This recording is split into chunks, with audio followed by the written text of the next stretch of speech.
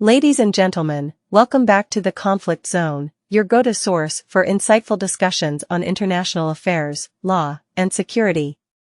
I'm your host, Dr.Christian Barrientos Ichaso, and today we have a truly exceptional episode lined up for you. We're diving deep into the heart of the matter, exploring the unfolding events in Ukraine, and shedding light on the expertise of a distinguished journalist who has covered such critical international conflicts. Our featured guest needs no introduction to those who closely follow military and intelligence matters. With an impressive career spanning numerous renowned media outlets, Martin Arostegui stands as a beacon of experience and knowledge in his field. Martin Arostegui is not just a journalist, but a seasoned war correspondent who has ventured into the heart of conflict zones to bring us the stories that shape our understanding of global events. He's been a voice for the voiceless, reporting on the complexities and nuances of international conflicts that mirror the current situation unfolding in Ukraine.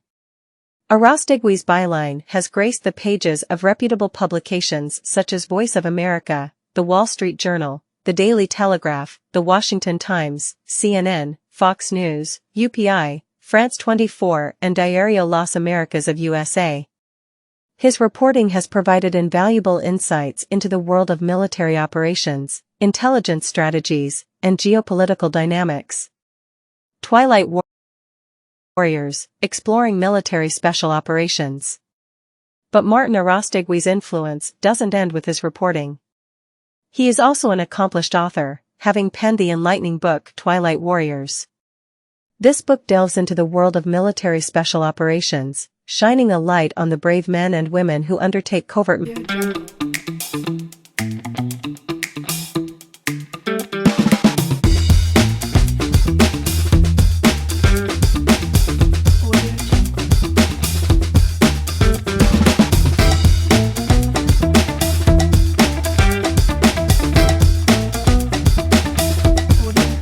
missions to ensure our security. Analyzing the situation in Ukraine. Today, we're fortunate to have Martin Arostegui with us, providing his expertise on the developing situation in Ukraine.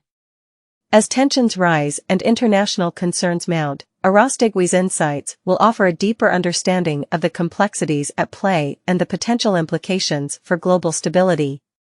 A message from Dr. Christian Barrientos Ichaso. Before we kick off our conversation, I'd like to take a moment to express my gratitude to our audience. Your support, subscriptions, and engagement keep our mission alive, to foster awareness and understanding of critical international matters. As an international company and business lawyer, I am deeply committed to sharing insights on international law, security, compliance, anti-corruption measures, tackling crime, and facilitating smooth trade relations. Stay connected. So, whether you're an avid follower of international affairs, a business professional navigating the complexities of global trade, or someone seeking clarity amidst the chaos of international conflicts, the Conflict Zone is your destination for accurate information and informed discussions. Ladies and gentlemen, grab your notepads, ready your questions, and get ready for an illuminating conversation with the one and only Martin Arostegui. Stay tuned, because you won't want to miss a single moment of this episode. The Conflict Zone, the podcast. Thank you, Martin. How are you? Hi, Christian. How are you? Fine, man. We start this podcast with you in the news in the middle of the war. Yeah. It's an interesting situation here. Basically, what I want to talk about today, or I think what we need to talk about, is the extent to which this breakthrough, Ukrainian breakthrough, the Russian lines, is real, to what extent it's working, to what the prospects are. So I'm going to start out with that. In our last conversation, I mentioned that Ukraine had broken through this line, the first line of Russian trenches. It's a thin line. It's not a well-defended line. You might say it's sort of a tripwire line of Russian trenches, and they had of Russian defenses, which consists of trenches and some minefields. They initially broke through it in an area or a town called Robotine. This town is important because it is a road. It's on a road that eventually leads to the Russian city of Tomak, about 20 miles further down, further south. And it is a vital node, it is a vital link, railway link in the Russian logistical system that connects Russia with Crimea and the southern part of Ukraine, which is the area that's being disputed right now. I mean, the south of Ukraine, which is the focus of the current Ukrainian offensive, is vital. I mean, it's crucial to the outcome of this war, because it is through there that the Ukrainians hope to penetrate to cut a salient to Crimea, cut off the Russian forces, and basically disrupt or destroy the logistical lines uniting southern Ukraine and Crimea with Russia. So if they can achieve this, the Russians are cooked. I mean, that's it. I mean, that'll pretty much be the end of their ability to be able to hold on to Ukraine, and we'll lose the war, or we'll have to agree to a very unsatisfactory peace conditions that they at that point, I suppose, the Ukrainians have been prepared to negotiate. They'd have to abandon Crimea, which of course is the center of the central piece of this whole of Russia's territorial claims on Ukraine. So to examine how far the Ukrainians have gone towards achieving that goal of reaching of cutting through these massive Russian defenses, which they have to overcome next, and reach the Tomak and further south the city of Mariupol, which is that is the final destination. That is where the hub of Russian control and Russian logistics operates from, is what we need to examine today. Now, they breached the Russian trenches, the first line of defenses, behind which are much bigger lines of defenses, much stronger fortifications. We're talking about concrete, reinforced concrete pillboxes, all kinds of underground with a huge double or triple network of trenches connected through underground tunnels. I mean, what they've done so far is nothing compared to what's coming ahead. Minefields, all kinds of concrete barriers towards the advancement attacks, all that has yet to be overcome. But they have gotten to the first line of trenches, and this is important. You cannot undermine, you cannot undercut the importance of this. It does have certain importance. They breached a key area. They breached an area around Robotine. They're now trying to expand the breach and rather than lengthen it. They're talking about a breach maybe about a few kilometers in width and the same about a few kilometers in length. I mean, it's substantial. You can't say it's got to be ignored, especially the fact that they seem to be hanging on to this.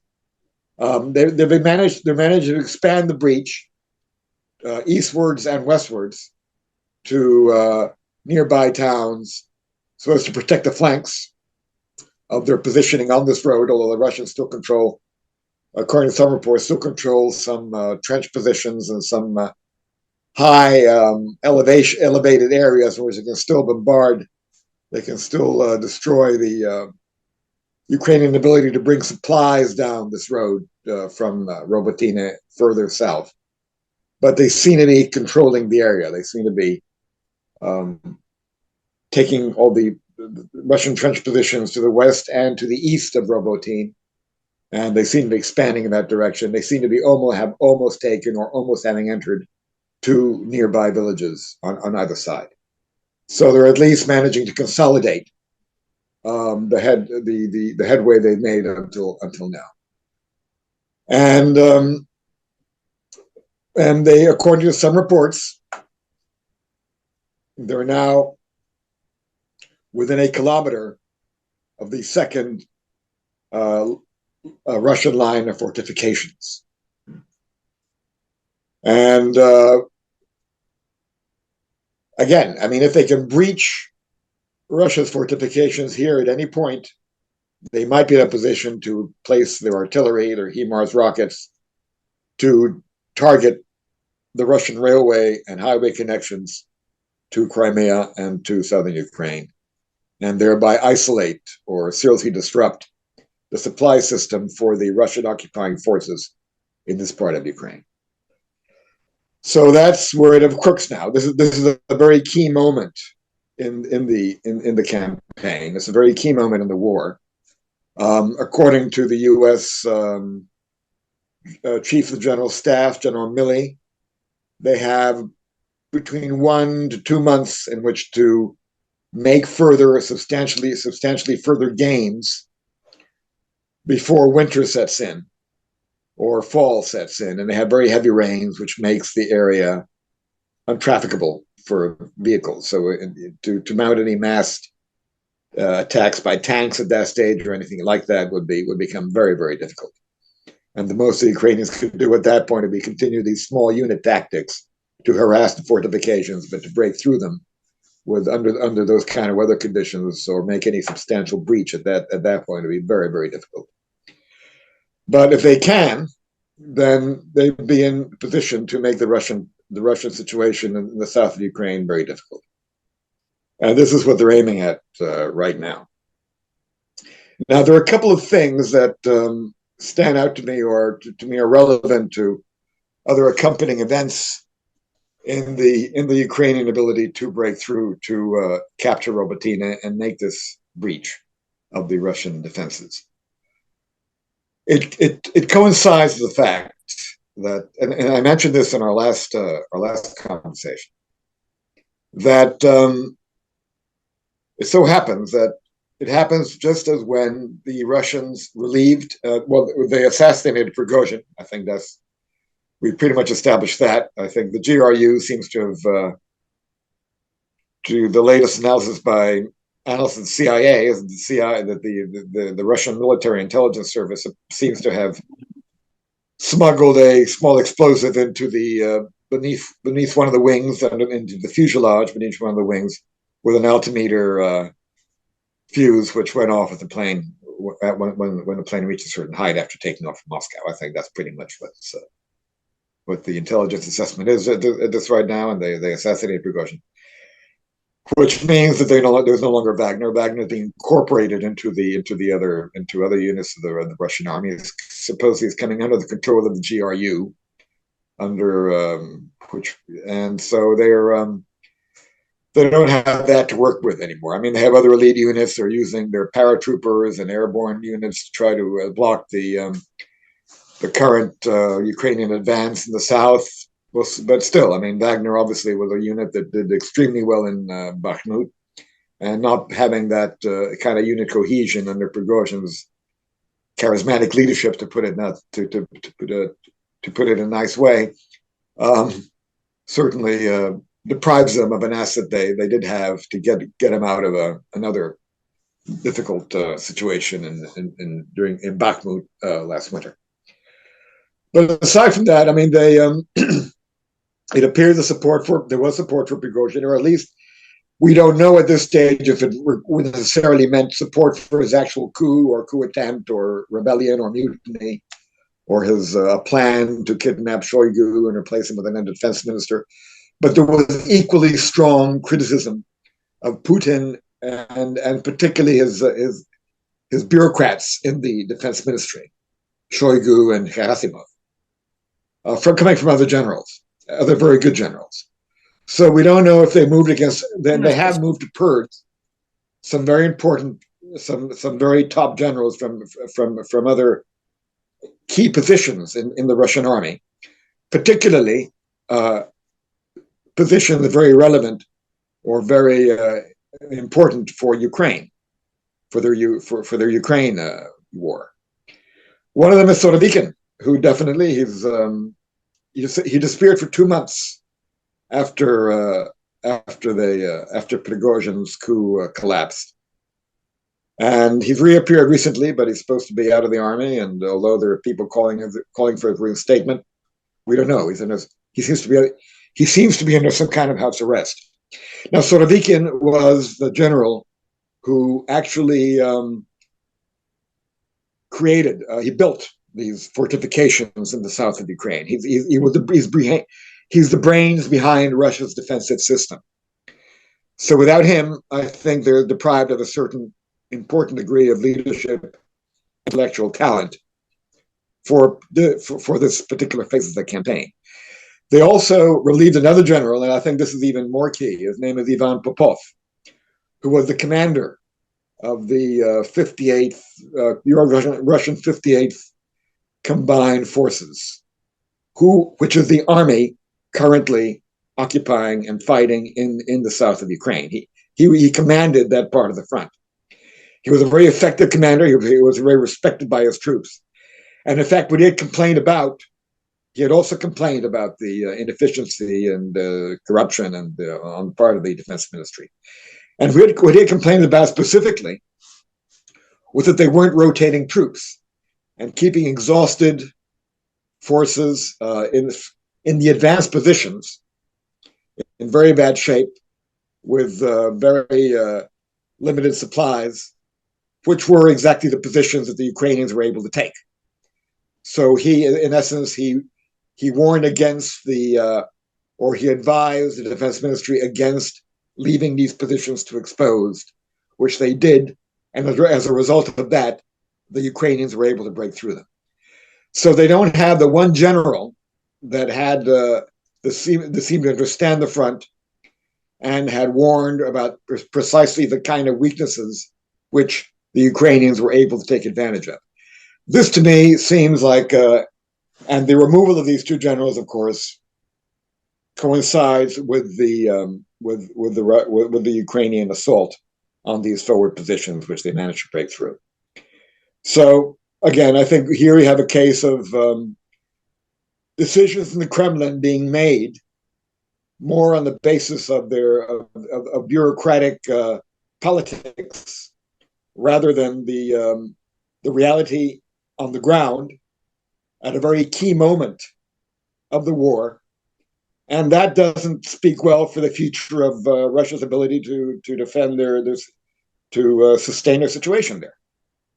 Because, I mean, if decisions are going to be made on the basis of these sort of mafia-type wars they're having inside the Kremlin, a bit like The Godfather, you eliminate all your enemies in one go to make sure you've got control of your bureaucratic territory, right? I mean, it doesn't speak well for Russia's future there. So this is a factor which I think could ultimately be the end of could play against Russia if it continues, and it seems that it will. That's interesting. This is the report in this analysis about the contained the border, no? Ukraine contained the border. Now we know Ukraine have new information about the North Korea. A missile. Yeah, they're going to get missiles. Well, they're going to get a lot of material from North Korea. I mean, North Korea is one of the world's largest military arsenals. They have a huge army, so they could also maybe supply the men, supply troops. And sure, North Korea is going to, I imagine, get a lot of money out of this, which they need. And they're going to possibly also use this to strengthen their own position, enhance their own position vis-a-vis South Korea and the United States. U.S. and South Korea recently had very big military exercises, and we're talking about a possible joint exercise between the North Korean and the Russian Navy. North Korea now has nuclear submarines. They've just inaugurated a nuclear submarine, right? So yeah, we're probably heading that direction. A more active Russian participation from its Pacific base of Vladivostok in the North Pacific in coordination with North Korea. That's seems to be what's happening, and maybe probably China joining in as well. Although China seems to have taken a certain marking a certain distance with Moscow recently. I think it may have to do with the fact that they also realize that the decisions in the Kremlin are not being taken properly. The Chinese are very cautious. But we don't know. I mean, they boycotted the G20 summit where Russia didn't go, so that's not a good sign. Russia didn't go and China didn't go. In fact, I would say that internationally, even though it's not doing too well on the war front, internationally Russia's position seems to be strengthening. I mean, they're managing to continue with this. They didn't give in to pressure to go back on the grain deal, and they continue to keep Ukraine's Black Sea ports, Odessa and so on, blockaded. They continue to make incursions, air incursions, through their drones and all that, into the Danube region to cut off Ukraine's ability to export the alternative route for Ukraine to export its grain. And they're making headway. They seem to be making headway with certain NATO countries in Southeast Europe, basically because they have just finished. I believe they've just finished. I don't know whether it was operating before, whether they've enhanced it, or whether they're finalizing it. A pipeline through the Black Sea, through Turkey, that passes through Turkey to supply gas and oil to Southeastern Europe, Bulgaria, Romania, Hungary, possibly Slovakia, Czechoslovakia, maybe Greece. And Hungary has said that if there is any sabotage of this oil pipeline, as we suspect there was in the Nord Stream pipeline by Ukraine or by the West, that they would consider that an act of war against whoever conducted that sabotage, whether it be another NATO member or whether it be Ukraine. Orban, the president of Hungary, has said this. It appears that the party most, and he's been opposed to the entire NATO effort to back Ukraine since the start. And now it appears that Slovakia, which was a part of the ancient Czechoslovakia, Czechoslovakia split off into the Czech Republic and Slovakia. Now we have elections in Slovakia, which neighbors Hungary. And apparently it is the favorite to win is the opposition candidate, who is very openly opposed to backing Ukraine. Slovakia is another NATO member, but again, they seem to be flipping on the side of, if not active support to Russia, then shall we say an active neutrality that would certainly benefit Russia. So we don't know how many other countries are going to go. I mean, all these countries that benefit from this pipeline that goes through Turkey, I imagine Bulgaria, and so on and so forth, in this very key Danube region, because if that closes, Ukraine then is completely isolated from its ability to export its grains or its agricultural production, which is a key part of the Ukrainian economy and a key part of the world for the world's food system as well. I mean, it's a very major part of the world food system. Food supply comes from grain, and food supply comes from Ukraine. So if this happens, I mean, Ukraine's situation becomes very unviable. It becomes very, very difficult. And it seems like there is some movement to this. So if you combine that with the fact that the G20 weren't able to come out with a condemnation of Russia's invasion of Ukraine, the G20 countries, even without Russia and China present, were not able to agree on a document condemning Russia's invasion of Ukraine. In fact, the Western position is diminished from last year. Last year, they did condemn or criticize the Russian invasion of Ukraine. In this year, they issued a statement, yes, saying that they should respect every country's national sovereign integrity should be respected, but they did not, including Ukraine's, but they made no specific mention of Russia's violation of that sovereignty.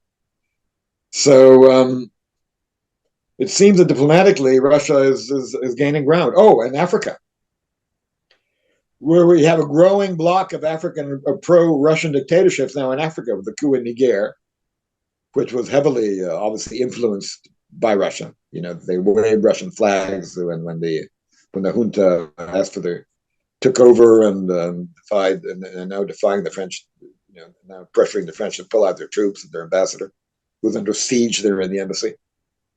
And now we have another coup in Gabon. I don't know to the extent to which Russia is involved in that, but you know, you'd expect it. You'd expect it is.